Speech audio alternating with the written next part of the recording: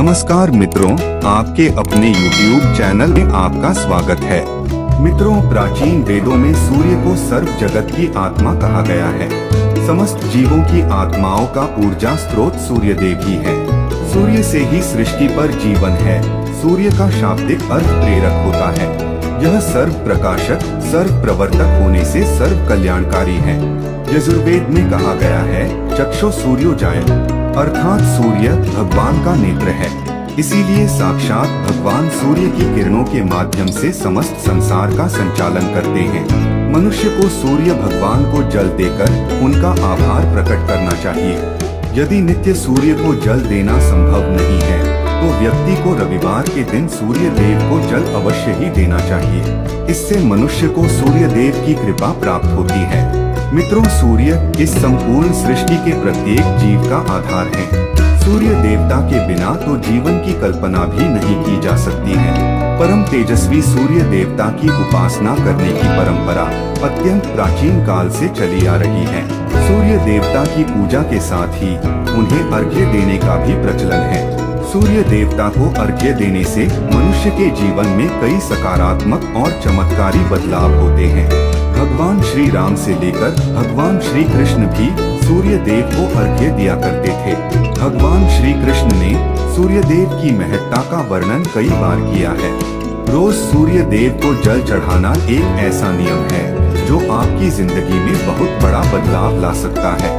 सूर्य की शक्ति इतनी अलौकिक है कि इसके बिना ये पूरी धरती तहस नहस हो सकती है।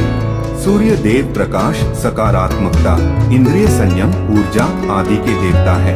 अगर आप जीवन में निराश और हताश महसूस कर रहे हैं, आपका मन आपके वश में नहीं है, आपका स्वभाव अत्यंत क्रोधी है, आप अपने काम भाव पर नियंत्रण नहीं कर पा रहे हैं, शरीर में बेचैनी महसूस होती है और आपका मन नकारात्मक विचारों से भरा हुआ है, तो आप सूर्य देव की उपासना अवश्य करें।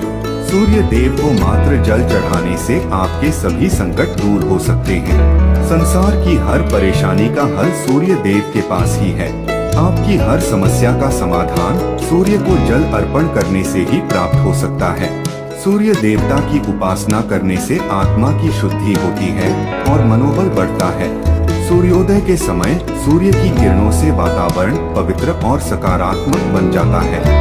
यदि प्रतिदिन आप सुबह स्नान करके सूर्य देवता को मंत्रों का उच्चारण करते हुए जल चढ़ाते हैं तो इसके आपको कई फायदे होंगे। कुछ ही समय में आप खुद इसका प्रभाव महसूस करेंगे कि सूर्य देव की कृपा से आपका जीवन कितना बेहतर हो गया है। आप पाप, रोग, भय आदि दोषों से मुक्त हो जाएंगे और आपका जीवन खुशियों से भर जाएगा। आपका शरीर स्फूर्तियुक्त, रोगों से मुक्त हो जाएगा और आप प्रत्येक कार्य को उत्साह से कर पाएंगे। कुंडली में अन्य ग्रहों की तरह ही सूर्य के शुभ या अशुभ स्थिति में होने से हमारे जीवन पर भी इसका शुभ या अशुभ प्रभाव पड़ता है। कुंडली में सूर्य यदि शुभ स्थिति में होता है तो हमें समाज में भरपूर मान सम्मान, यश और प्रसिद्धि मिलती है। वहीं कुंडली में यदि सूर्य अशुभ स्थिति में हो तो इसके विपरीत परिणाम मिलते हैं। इसलिए कुंडली में यदि सूर्य की स्थिति मजबूत करनी है तो ज्योतिष शास्त्र में कुछ ऐसी चीजों के बारे में बताया है जिन्हें पानी में डालकर सूर्य देव को अर्घ्य देने से शुभ परिणाम प्राप्त होते हैं। किंतु मित्रों, कई मनुष्य सूर्य को जल देते समय बहुत सी गलतियां कर बैठते हैं। सूर्य को जल देते समय महत्वपूर्ण नियमों का पालन नहीं करते हैं। गलत तरीके से अर्घ्य देकर सूर्य देव का अपमान नहीं करना चाहिए, अन्यथा मनुष्य को कई कष्टों का सामना करना पड़ सकता है। साथ ही केवल सूर्य को जल देने से फल की प्राप्ति नहीं होती है। सूर्य को जल देते समय विधि का पालन करते हुए सूर्य देव के मंत्र का जाप करना भी आवश्यक है। तभी सूर्य को जल देने का फल मनुष्य को प्राप्त होता है। ज्योतिष शास्त्र के अनुसार सूर्य देव अप्रसन्न होने पर मनुष्य की बुद्धि का नाश हो जाता है। उसे चारों ओर से अपमान का सामना करना पड़ता है। ऐसे व्यक्ति की आंखों की रोशनी चली जाती है और उसे गंदा भोजन प्राप्त होता है। फल स्वरूप व्यक्ति की विद्या कम हो जाती है। वह जो कुछ भी पढ़ता है उसे तुरंत ही भूल जाता है। पिता पुत्र में अकारण ही वाद विवाद होने लगता है। सूर्य देवता रूठ जाने पर व्यक्ति पर गलत इल्जाम लगते हैं और उसके हाथ से अनजाने में कई अपराध हो जाते हैं। इसीलिए व्यक्ति को अनिष्ट कार्य करके सूर्य देव को रुष्ट नहीं करना चाहिए। इस प्रकार से सूर्य देव का हमारे जीवन में सबसे अधिक महत्व है। यदि आप अपनी मनोकामनाओं की पूर्ति करना चाहते हैं तो सूर्य देव की उपासना अवश्य करें। आइए जान लेते हैं सूर्य को अर्घ्य देने के वह महत्वपूर्ण नियम कौन से हैं। सूर्य को जल देते समय हमें कौन सी गलतियां नहीं करनी चाहिए और सूर्य को जल देते समय कौन से मंत्र का जाप करना चाहिए ताकि हमें सूर्य उपासना का संपूर्ण फल प्राप्त हो। सबसे पहले तो हम यह जान लेते हैं कि सूर्य को अर्घ्य देने का अर्थ क्या होता है। तो मित्रों, अर्घ्य देने से तात्पर्य यह है कि सूर्य देवता को भक्ति भाव से जल अर्पण करना। यह जल आप दोनों हाथों की औंजल बनाकर या तांबे के पात्र में शुद्ध जल भरकर उसे सूर्य देवता को समर्पित करें। लेकिन ध्यान रहे कि यदि आप हाथों की औंजल बनाकर सूर्य देवता को अर्घ्य दे रहे हैं तो अपने हाथों की तर्जनी और अंगूठे को एक दूसरे से जोड़कर ना रखें, यानी कि एक दूसरे का स्पर्श ना होने दें। दोनों हाथों के अंगूठों को फैलाकर रखें। यदि हम तर्जनी और अंगूठे को जोड़कर रखते हैं तो यह राक्षसी मुद्रा बन जाती है और इस मुद्रा में सूर्य को अर्घ्य देना अशुभ माना जाता है। यदि आप पात्र में जल भरकर सूर्य देवता को अर्घ्य दे रहे हैं तो भी उस पात्र को दोनों हाथों के अंगूठे का स्पर्श न हो, इसका ध्यान रखें। अर्घ्य देते समय अपने दोनों हाथों को ऊपर उठाकर पात्र को पकड़े और सिर झुकाकर रखें। सूर्य देवता को अर्घ्य हमेशा सूर्योदय के समय देना चाहिए। उगते हुए सूर्य की उपासना करना हमेशा ही शुभ होता है। सूर्योदय के 2 घंटे बाद अर्घ्य देने का कोई भी औचित्य नहीं होता है। यदि किसी कारणवश आप सूर्योदय के समय अर्घ्य ना दे सके तो 3 बार अर्घ्य देने के बजाय 4 बार अर्घ्य दें और सूर्य देवता से क्षमा मांग लें। इससे दोष कम हो जाता है। सूर्य को जल तांबे के पात्र में ही देना चाहिए। तांबा को सूर्य देव की प्रिय धातु माना गया है। इसीलिए सूर्य को जल देने के लिए केवल तांबे से बने पात्र का ही प्रयोग करना चाहिए। अन्य धातुओं से बने पात्रों में सूर्य को अर्घ्य देने से कोई लाभ प्राप्त नहीं होता है।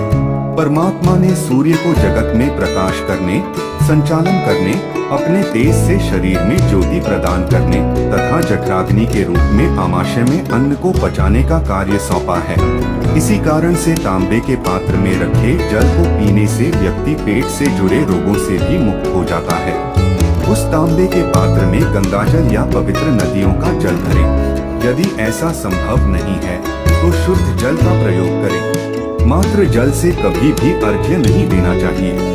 जल के पात्र में जल के साथ मुख्य रूप से कोई भी लाल फूल, लाल चंदन और अक्षत जरूर डालें। आप चाहे तो इस जल में थोड़ा सा घी, शहद, दूध या गुड़ इत्यादि भी मिला सकते हैं। सूर्य देव को अर्घ्य देने का सही समय तब होता है जब सूर्य लालिमा लिए हो, अर्थात जब प्रातः काल में सूर्य लाल रंग का दिखाई दे तो उस समय अर्घ्य देना सर्वश्रेष्ठ फल देता है। मित्रों, यदि आपने सूर्य को अर्घ्य देने का संकल्प लिया है तो यह संकल्प कभी नहीं तोड़ना चाहिए। जितने दिनों का भी आपने संकल्प लिया हो उतने दिन सूर्य को अर्घ्य अवश्य देना चाहिए। यदि आप संकल्प को पूरा नहीं कर सकते तो ऐसा संकल्प नहीं करना चाहिए, इससे सूर्यदेव रुष्ट हो जाते हैं। दोस्तों, भगवान श्री कृष्ण ने सूर्य देव को जल देने का मंत्र बताया है जिसका उच्चारण अवश्य ही करना चाहिए। वह मंत्र इस प्रकार है, ओम खगोलकाय नमः। इसके अलावा आप ओम घृणी सूर्याय नमः इस मंत्र का जाप भी कर सकते हैं। इस मंत्र का उच्चारण करके सूर्य को जल देने से दरिद्रता का अंत होता है और व्यक्ति को सुख समृद्धि की प्राप्ति होती है। दोस्तों, सूर्य देव की महिमा अपरंपार है और प्रतिदिन ही हमें उनका आभार मानना चाहिए।